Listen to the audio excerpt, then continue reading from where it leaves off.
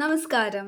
ഇന്ന് നമ്മൾ വണ്ണം കുറയ്ക്കുന്നതിൻ്റെ ഒരു അഫർമേഷനാണ് കാണാൻ പോണത്. അതിന് മുന്നേ എനിക്ക് 2 വാക്ക് ഇതിനെപ്പറ്റി പറയണമെന്ന് തോന്നി. വേറെ ഒന്നുമല്ല, നമ്മളെല്ലാവരും ഏതെങ്കിലും ഒരു പ്രായത്തിൽ എന്തെങ്കിലുമൊക്കെ കാരണത്തിൽ ഈ ബോഡി ഷേമിങ് എന്നുള്ള സംഭവം അറിഞ്ഞോ അറിയാതെയൊക്കെ ഫേസ് ചെയ്തിട്ടുണ്ടാകും. ചില കേസിലൊക്കെ ഭയങ്കരമായിട്ട് ഒരുപാട് പേര് ബുദ്ധിമുട്ടുന്നുണ്ടാകും. വണ്ണം ഉണ്ട് അല്ലെങ്കിൽ വണ്ണം ഇല്ല. വണ്ണമുള്ളവർക്ക് ഒരു സെറ്റ് പേര് തടിച്ചി അല്ലെങ്കിൽ അങ്ങനെ ഇങ്ങനെ ഉണ്ടപ്പക്രു, പൊണ്ണത്തടിച്ച്, അങ്ങനെ കുറേ പേരുകൾ. അങ്ങനെ ഇനി ഒട്ടും വണ്ണില്ലെങ്കിൽ നീർക്കോലി അല്ലെങ്കിൽ എന്തെന്നാണ് മുരിങ്ങാക്കോൽ, അങ്ങനെ ഒരു സെറ്റ് പേരുകൾ ഇങ്ങനെ. അപ്പോൾ ഈ എല്ലാ കാലത്തും ബോഡി ഷേമിങ് തന്നെയാണ്.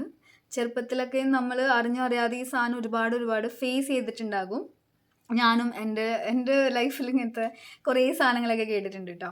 എനിവേ, ഞാനിത് വണ്ണം കുറയ്ക്കാനുള്ളൊരു അഫർമേഷൻ എന്ന് പറയുമ്പോൾ ശരിക്കും അതിൻ്റെ ഒരു ഓപ്പോസിറ്റ് സൈഡ് കൂടി എനിക്ക് പറയണം തോന്നി. അതായത് നമുക്ക് എല്ലാ കാര്യങ്ങൾക്കും അഫർമേഷൻ ഉപയോഗിക്കാം. വണ്ണം വയ്ക്കാൻ, വണ്ണം കുറയ്ക്കാൻ, അല്ലെങ്കിൽ എന്താണോ, അതായത് ഈ ലോ ഓഫ് അട്രാക്ഷനിലൂടെ ഉദ്ദേശിക്കുന്നത് തന്നെ ഓരോ വ്യക്തിയുടെയും ആഗ്രഹമുള്ള ജീവിതം അതിൻ്റെ യാഥാർത്ഥ്യത്തിലേക്ക് കൊണ്ടുവരിക എന്നുള്ളത് മാത്രമാണ്. അപ്പോൾ അതിന് സഹായിക്കുന്ന ഒരു സെറ്റ് ഓഫ് സാധനങ്ങളാണ് അതിൻ്റെ ഒരു ഗൈഡൻസ് കൊടുക്കുക, അതിൻ്റെ ടൂൾസ് പറഞ്ഞു കൊടുക്കുക, അത് പ്രാക്ടീസ് ചെയ്യുക, സർവീസ് കൊടുക്കുക എന്നുള്ളതൊക്കെ തന്നെ. ഇനി അഫർമേഷൻ നമ്മളിങ്ങനെ ഉപയോഗിക്കുമ്പോഴും ഞാൻ പറയുന്ന ഒരു കാര്യം, അതായത് അതല്ലാതെ ഒരു നാച്ചുറൽ സെൻസിൽ പറയുന്ന ഒരു കാര്യമാണ്, ഈ ബോഡി ഷെയ്മിങ് ആക്ച്വലി ഒന്നും ചെയ്യാൻ പാടില്ല.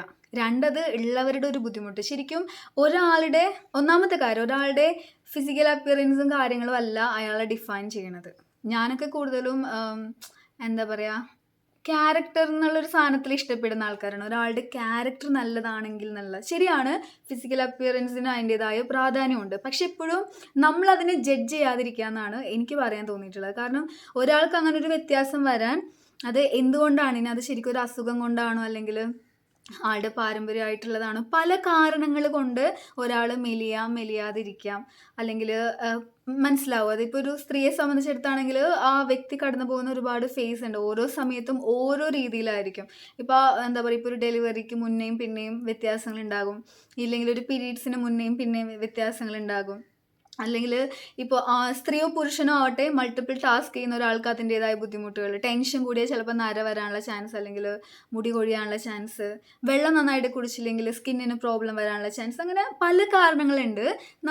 നമുക്കറിയില്ല ഒരാൾ എന്തിലൂടെയാണ് പോകുന്നത്, എന്തിലാണ് അയാൾ ഇരിക്കുന്നത്. അപ്പോൾ കഴിവതും ഒരാൾ മൊത്തത്തിൽ അടിമുടി നോക്കിയിട്ട് മാർക്കിടാതിരിക്കുക, അല്ലെങ്കിൽ അതിനെപ്പറ്റി സംസാരിക്കാതിരിക്കുക. ശരിയാണ്, സ്നേഹമുള്ള ഒരാളോട് നമുക്കൊരു ഉപദേശം പോലെ ഇടാം, നീ ഇങ്ങനെ നോക്കിട്ടാ അല്ലെങ്കിൽ ഹെൽത്ത് നോക്കിട്ടാന്ന് പറയാം. പക്ഷെ കഴിവതും ആ വ്യക്തിയെ അറിഞ്ഞതിന് ശേഷമോ മനസ്സിലാക്കിയതിന് ശേഷമോ അതിനുള്ളൊരു സ്പേസ് നിങ്ങൾക്ക് ആ വ്യക്തി തരുന്നുണ്ട് എന്ന് മനസ്സിലാക്കിയതിന് ശേഷം മാത്രം അങ്ങനെ ഒരു കാര്യത്തിലേക്ക് കടക്കുക എന്നുള്ള എൻ്റെ ഒരു അഭിപ്രായം ഞാനിതിൽ പറയാണ്. സോ എനിവേ, ഈ ഒരു അഫർമേഷൻ വണ്ണം കുറയ്ക്കുക എന്നുള്ളൊരു രീതിയിൽ ഞാനും ഇത് എടുത്തിട്ടുണ്ടായിരുന്നുണ്ട്. ഞാനിത് ചെയ്ത് എനിക്ക് അതിൻ്റെ റിസൾട്ട് കിട്ടിയിട്ടുണ്ടായിരുന്നു. അതായത് ഞാനും ഫുഡ് കഴിക്കുമ്പോൾ, നമ്മളുടെ മെയിൻ ഒരു സംഭവമാണ് ഫുഡ് കഴിക്കുമ്പോൾ ഇങ്ങനെ അയ്യോ വീർക്കോ എന്നുള്ളൊരു ഫീല് വരും. അപ്പോൾ ഞാനും അങ്ങനെ, എനിക്കൊരു തോട്ട് എപ്പോഴും കിടക്കും എപ്പോഴും. അതേപോലെ നമ്മൾ വേർഡ്സ് യൂസ് ചെയ്യുമ്പോൾ വണ്ണം വയ്ക്കുമോ എന്നാണ് ചിന്തിക്കുന്നത്. ആക്ച്വലി ആ വണ്ണം എന്നുള്ളത് നമ്മളവിടെ ഉപയോഗിക്കാൻ പാടില്ല, പകരം മെലിയുക എന്നുള്ള വാക്കാണ് ഉപയോഗിക്കേണ്ടിയിരുന്നത്. അപ്പോൾ അതനുസരിച്ചിട്ടാണ് ഈ ഒരു അഫർമേഷൻ ഞാൻ എന്താ പറയുക ഇവിടെ കൊണ്ടുവന്നിരിക്കുന്നത്. അപ്പോൾ നിങ്ങളെല്ലാവരും അതിൽ കോൺസെൻട്രേറ്റ് ചെയ്യുക. പിന്നെ ഇപ്പം ഞാൻ പറയട്ടെ, ഇപ്പോൾ നമ്മൾ ഡേ ടു ഡേ ലൈഫിൽ ഫുഡ് കഴിക്കുകയില്ല, എല്ലാത്തിനും മാനസികാവസ്ഥയുമായിട്ടാണ് കണക്ഷൻ ഉള്ളത്. നിങ്ങൾ എന്ത് ചെയ്യുമ്പോഴും മനസ്സ് ക്ലിയർ ആക്കി വെച്ചിട്ട് ചെയ്താലേ അതിന് 100% റിസൾട്ട് ഉണ്ടാകുള്ളൂ. സോ ഇതുവരെ സപ്പോർട്ട് ചെയ്ത് എല്ലാവരോടും നന്ദി പറഞ്ഞുകൊണ്ട് നമുക്ക് അഫർമേഷനിലേക്ക് കടക്കാം. ഏതൊരു അഫർമേഷൻ പോലെ ഇതും ഏത് സമയത്തും നമുക്ക് ഉപയോഗിക്കാം. സാധിക്കുമ്പോന്നതുപോലെ രാവിലെയും വൈകുന്നേരവും കണ്ണാടിക്ക് മുന്നിൽ നിന്നുകൊണ്ടോ സ്വസ്ഥമായി ഇരുന്നു കൊണ്ടോ ഇത് ഉപയോഗിക്കാം. ഭക്ഷണം കഴിക്കുന്ന സമയത്തും നിങ്ങൾക്ക് ഇത് മനസ്സിൽ ഉരുവിടാവുന്നതാണ്. ഞാൻ മെലിഞ്ഞതാണ്, ഞാൻ മെലിഞ്ഞുകൊണ്ടിരിക്കുന്നു.